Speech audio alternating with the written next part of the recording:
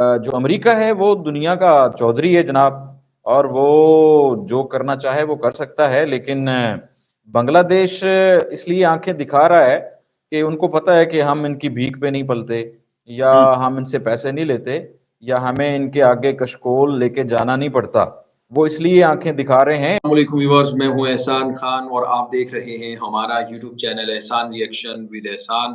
Viewers, آج ہمارے ساتھ لائن پر موجود ہیں پاکستان کے پرومیننٹ اینکر پرسن عمر خطاب وٹو صاحب۔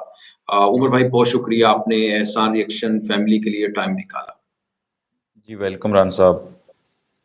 پروگرام کی طرف بڑھتے ہیں، آپ سے پہلا سوال کریں گے، بنگلہ دیش پاکستان سے اتنا زیادہ کیسے آگے نکل گیا ہے؟ اس کی ترقی کی وجوہات کیا ہیں آپ کے نزدیک؟ وہ اب ہمارے ویورز کو بتائیے گا۔ رانا صاحب دیکھیں، بنگلہ دیش ہم سے 1971 میں علیحدہ ہوا، اور ہم 47 میں سیپریٹ ہوئے انڈیا سے۔ تو یہ بڑی افسوسناک بات ہے کہ وہ ہم سے بعد میں علیحدہ ہوئے اور ان کا الگ ملک بنا، لیکن وہ ہم سے آگے چلے گئے ہیں۔ اس کی وجہ یہ ہے کہ اس کے پیچھے بہت سارے فیکٹرز ہیں۔ جی سب سے بڑا فیکٹر تو یہ ہے کہ ہم جو ہے وہ یہ رونا روتے رہتے ہیں کہ جناب ہماری جو ڈیموکریسی ہے وہ فلورش نہیں کر پاتی، ڈکٹیٹرشپ آ جاتا ہے، ملٹری جو ہے اس میں مداخلت کرتی ہے، لیکن اس میں کہیں نہ کہیں، بلکہ میں تو کہتا ہوں کہ پورے طور پر ہماری جو پولیٹیکل پارٹیز ہیں وہ اس بات کی ذمہ دار ہیں کہ وہ خود نہیں چاہتی، وہ خود جو آپ یقین مانیں کہ کوئی بھی حکومت دیکھیں کو 5 سال مکمل کیے ہوں، اگر مستقل مزاجی بھی کوئی چیز ہوتی ہے، آپ بالکل مستقل مزاجی سے کوئی کام کرتے ہیں تو آہستہ آہستہ چیزیں ٹھیک ہو جاتی ہیں۔ تو میں یہ کہتا ہوں کہ جو لیڈرشپ ہے اس کا فقدان ہے پاکستان میں، ایک اچھا لیڈر پتہ نہیں کب آئے گا، اور عوام میں بھی اس حوالے سے اویئرنیس ہونی چاہیے، عوام بھی لکیر کی فقیر ہے۔ ٹھیک ٹھیک۔ اچھا تو عمر صاحب، آپ سے میرا دوسرا سوال یہ ہے کہ بنگلہ دیش تو ترقی کر رہا ہے نا، آپ کہہ رہے ہیں کہ لیڈرشپ کا ایک مین فیکٹر ہے کہ وہاں پر کوئی بھی حکومت آتی ہے وہ اپنا ٹینور مکمل کرتی ہے، جس طرح شیخ حسینہ لگاتار 2 سے 3 بار وہ پرائم منسٹر ہیں، تو پاکستان میں ایسا نہیں ہو رہا۔ لیکن آپ کو ایسا نہیں فیل ہو رہا کہ پاکستان میں جو مداخلت ہوتی ہے، جس کا اشارہ آپ نے کیا کہ اسٹیبلشمنٹ کرتی ہے، اور مین فرق یہی مجھے تو نظر آ رہا ہے، آپ کو نہیں آتا کہ بنگلہ دیش میں کوئی اس طرح کی انٹرونشن نہیں ہوتی ان کے کسی بھی سیاسی عمل میں؟ بالکل ایسے ہی رانا صاحب، یہی میں بات کر رہا ہوں کہ یہاں پر دیکھیں نا کہ عمران خان صاحب نے جب وہ انہوں نے اپنے عہدے سے استعفیٰ دے دیا تھا، ان سے ریزائن لے لیا گیا تھا، اس کے بعد سے یہ خبریں آئی تھیں کہ انہوں نے کہا تھا کہ میں وزیر اعظم تھا لیکن میں کچھ کر نہیں پاتا تھا، میرے پاس جو ہے وہ کوئی اختیارات نہیں تھے۔ جی یہ بات بڑی سوچنے والی ہے اور حیران کن بات ہے کہ ایک وزیر اعظم ہو ملک کا اور وہ یہ کہہ رہا ہو کہ میں جب وزیر اعظم تھا تو میرے پاس اختیارات نہیں تھے، میں کچھ کر نہیں پاتا تھا۔ اس کی وجہ یہ ہے کہ نواز شریف صاحب کو کون لے کر آیا، عمران خان صاحب کو کون لے کے آیا، مسلم لیگ کاف کس نے بنائی، یہ ساری جماعتیں جو بناتے ہیں وہ فیصلہ ساز ہیں، وہ فیصلہ کرنے والے ہیں، وہی جو کچھ ان کی مرضی ہوتی ہے وہ کرتے ہیں۔ اس لیے وہ جب دیکھتے ہیں کہ یہ جو ہمارا بچہ جو ہم نے گود لیا تھا تو یہ اب کہیں اور جا رہا ہے، تو وہ اپنا ہاتھ جو ہے وہ شفقت کا جو ہاتھ سر پہ رکھتے ہیں نا، وہ اٹھا لیتے ہیں۔ جب وہ ہاتھ اٹھ جاتا ہے تو وہ پھر جو شخص ہوتا ہے وہ بچہ ہوتا ہے یا بڑا ہوتا ہے، وہ جناب قید ہو جاتا ہے، اس کا نام بھی آپ لے سکتے، اس کا نام لینے سے بھی آپ کا جو ہے اچھا، آپ کو بھی گرفتار کیا جا سکتا ہے یا غائب کیا جا سکتا ہے۔ جی جی بالکل، جس طرح اینکر عمران ریاض خان کے ساتھ ہوا ہے، انفارچونیٹ۔ ہاں عمر جی، بھائی، بڑی آپ نے عمران ریاض صاحب کی آپ نے بات کی، دیکھیں آزادی کی بات کرتے ہیں اور اپنا ایک ایٹمی ملک ہے، اور کیا ہم تاثر دے رہے ہیں پوری دنیا کو کہ ایک صحافی کو اس طرح سے غائب کرنا، حراست میں رکھنا، ان کی آپ دیکھیں 22 kg ان کا جو ویٹ ہے وہ کم ہو گیا ہے اور کیا ان کے ساتھ سلوک کیا گیا ہوگا. لیکن میں اس میں ایک چیز ایڈ کرنا چاہوں گا کہ میری ایک نظر سے ایک انٹرویو گزرا ہے. رانا ثناء اللہ صاحب نے ایک مشہور ٹی وی اینکر کو انٹرویو دیا ہے, تو انہوں نے سوال اٹھایا کہ ایک یہ تو بات بتا دیں کہ جناب ریاض جو ہے اینکر صاحب کو کس نے غائب کیا, کہاں تھے, کون سی فورس کے پاس تھے. تو انہوں نے کہا کہ جو ان کے اوپر تھے, جو جن کی وہ باتیں مانتا تھا, ان سے پوچھیں یا پھر وہ خود بولیں. انہوں نے کہا کہ یار ان کو ٹارچر کیا گیا ہے, وہ کیسے بولیں. تو کہتے ہیں کہ یہ تو ان کو ہمت کرنی پڑے گی, وہ خود بولیں. یہ آپ دیکھیں کہ ایک رانا ثناء اللہ جو ایک وزیر رہ چکے ہیں اور بڑی ان کی امپورٹنس ہے مسلم لیگ نون میں, اور پاکستان کی سیاست میں بھی ان کا کافی کنٹریبیوشن ہے. تو اس سے جو ہے میں تو کہتا ہوں کہ بڑی یہ صورتحال خراب ہے ہمارے ہاں. عمر صاحب, ایک طرف امریکہ پاکستان کے اوپر رجیم چینج کرتا ہے, یعنی جس طرح وہ چاہتا ہے اسی طرح ہو جاتا ہے, اور دوسری طرف وہ بنگلہ دیش کے اوپر پریشر بنانے کی کوشش کرتا ہے, ویزے کی سینکشن لگانے کی کوشش کرتا ہے. لیکن جو پرائم منسٹر آف بنگلہ دیش ہے شیخ حسینہ, وہ پریشر لینے سے انکار کر دیتی ہیں. حالانکہ ایک یو این کی میٹنگ میں تھی, وہ امریکہ میں یہ حالیہ ان کا ریسنٹلی جو وزٹ ہے, تو وہاں پر انہوں نے یہ فیصلہ کیا امریکن نے کہ ان کے اوپر پابندی لگائی جائے ویزے کی. تو انہوں نے امریکہ میں ہی کھڑے ہو کر یہ کہا, امریکہ کو تھریٹ کیا شیخ حسینہ نے, کہ اگر آپ ہمارے اوپر ویزے کی سینکشنز لگاتے ہیں تو ہم آپ کے اوپر لگائیں گے, اور اگر آپ کہتے ہو کہ بنگلہ دیش میں فری اینڈ فیئر الیکشنز نہیں ہوتے تو آپ کے کہاں ہو رہے ہیں. وہ کہہ رہے پھر آپ بھی تو بتاؤ نا, امریکہ میں بھی نہیں ہو رہے. یعنی انہوں نے اس کا دیکھیں جواب مانگا ہے, یعنی انہوں نے ان کو ایک جی قسم کی دھمکی دی ہے. تو آپ اس کو کس طرح سے دیکھتے ہیں؟ رانا صاحب دیکھیں نا کہ یہ ایک بات تو یہ ہے کہ غصہ جو اپنے سے نیچے ہوتا ہے نا, اس پہ آتا ہے ہمیشہ. جی آپ یہ آپ اپنی زندگی میں آپ یہ مشاہدہ کریں, آبزرو کریں, غصہ ہمیشہ جو ہے نا وہ آپ سے جو نیچے ہوگا, رینک سے نیچے ہوگا یا اسٹیٹس سے نیچے ہوگا, اس پہ آئے گا.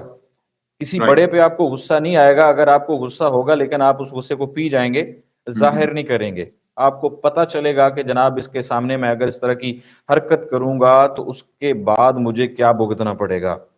تو جو امریکہ ہے وہ دنیا کا چودھری ہے جناب, اور وہ جو کرنا چاہے وہ کر سکتا ہے. لیکن بنگلہ دیش اس لیے آنکھیں دکھا رہا ہے کہ ان کو پتہ ہے کہ ہم ان کی بھیک پہ نہیں پلتے, یا ہم ان سے پیسے نہیں لیتے, یا ہمیں ان کے آگے کشکول لے کے جانا نہیں پڑتا.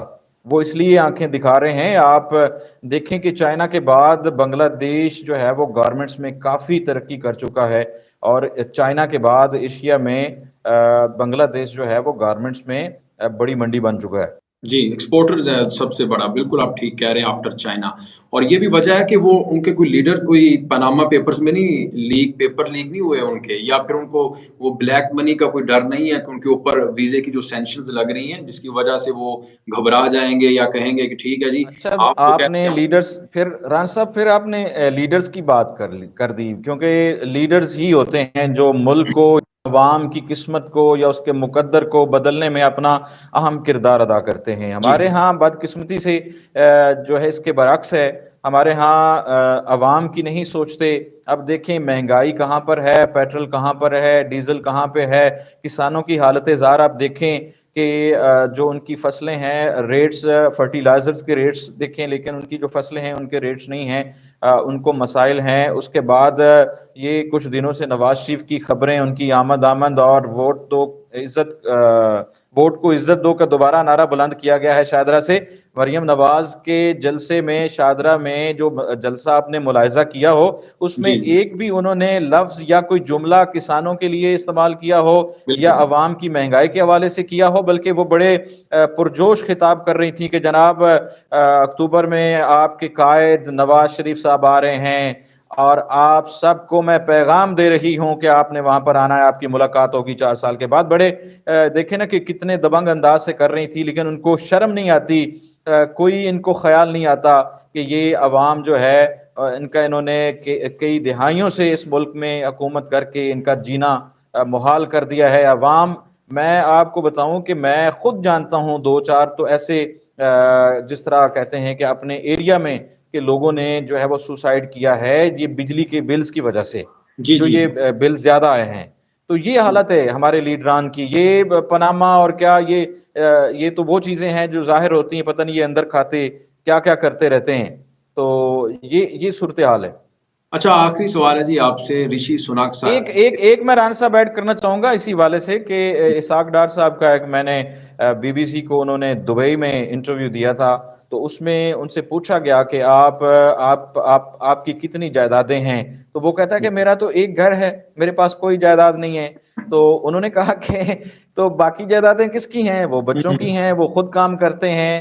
تو انہوں نے کہا کہ آپ ملک کیوں نہیں جاتے؟ آپ اگر ملزم نہیں ہیں یا مجرم نہیں ہیں تو آپ اپنے پاکستان ملک کیوں نہیں جاتے؟ کہتے ہیں وہاں پر نیب ہے. تو نیب کیا ہے؟ نیب کے پاس کیوں نہیں جاتے؟ کہتے ہیں جی نیب تو بندہ مار دیتی ہے. کہتے ہیں کہ اصل ملک تو نیب ان کی کا نیب کی برطانیہ ہے, حراست میں برطانیہ جاتے ہیں جی. بندہ مر جاتا ہے. تو ہاں آپ یہ بالکل. دیکھیں کہ وہ ایک سوال کے جواب میں ایک پاکستان کے ایک ادارے کو کس طرح بلیم کر رہے ہیں, ان کو کس طرح سے وہ نگیٹ کر رہے ہیں وہاں پر. جی بالکل. اچھا جی اپنے ٹاپک کی طرف واپس آتے ہیں. رشی سناک صاحب کے ساتھ ملاقات ہوتی ہے. بنگلہ دیشی پرائم منسٹر شیخ حسینہ کی G20 سمٹ ہے, بھارت میں ہو رہی تھی, 1 مہینہ پہلے کی بات ہے. تو وہ تصویر آپ نے یقیناً دیکھی ہوگی, بڑے وہ بیٹھے ہوئے اور گھٹنے ٹیک کے نا بات کر رہے ہیں شیخ حسینہ سے.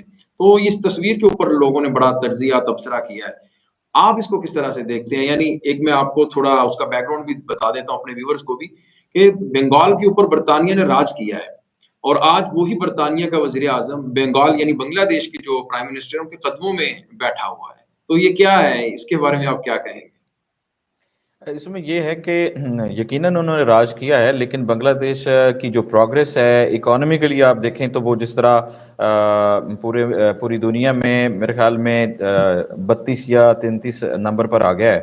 تو جی یہ ان کی بڑی جو پروگریس ہے, اور حسینہ واجد جو وہاں کی پرائم منسٹر ہیں, ان کی جو پالیسیز ہیں, انہوں نے جو پالیسیز کا اناؤنسمنٹ کیا ہے, اس حوالے سے اس چیز کو دیکھتے ہوئے, ان ساری پالیسیز کو دیکھتے ہوئے وہ اپنا ہاتھ بڑھا رہے ہیں کہ ہم آپ کے ساتھ مزید جو ہے وہ تعلقات چاہتے ہیں, چاہے وہ سفارتی ہوں چاہے وہ تجارتی ہوں.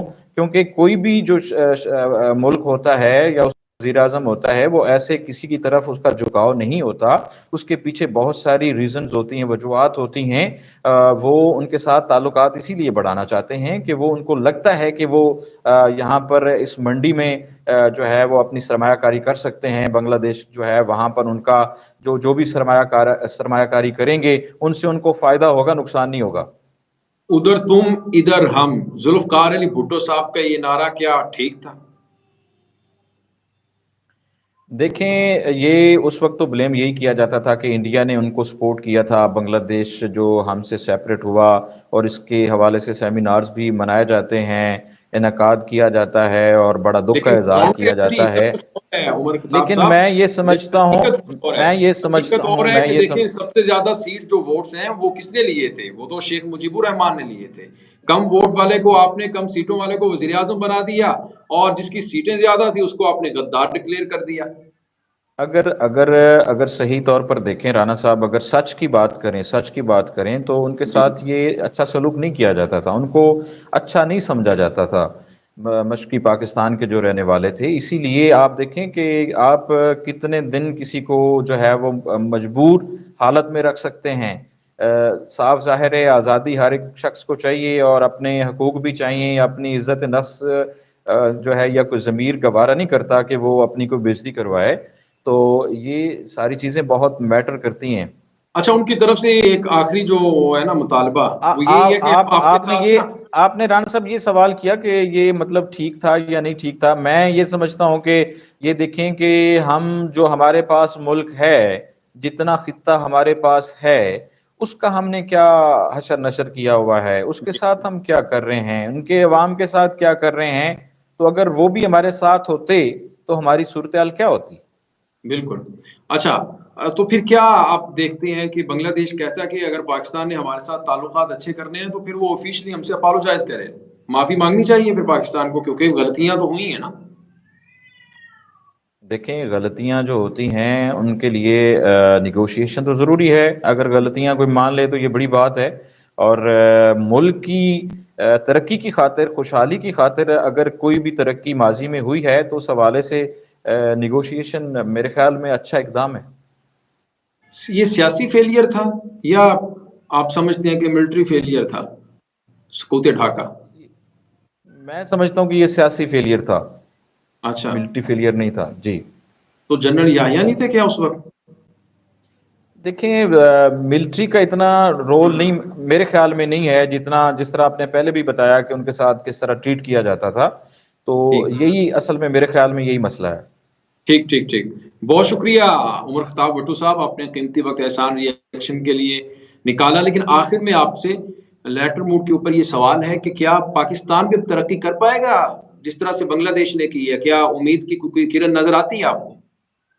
دیکھیں پاکستان ترقی کر سکتا ہے، اسٹریٹجیکلی امپورٹنس ہے پاکستان کی بہت، خطے میں ایشیا میں بہت اہم جگہ پہ ہے، اور اس کے ساتھ ٹھیک جس طرح سی پورٹس لگتے ہیں بڑی امپورٹنس ہے. لیکن ہوش کے ناخن لینے پڑیں گے، اور کاش کوئی ایسا لیڈر آ جاتا جو ملک کو ترقی کی راہوں پہ.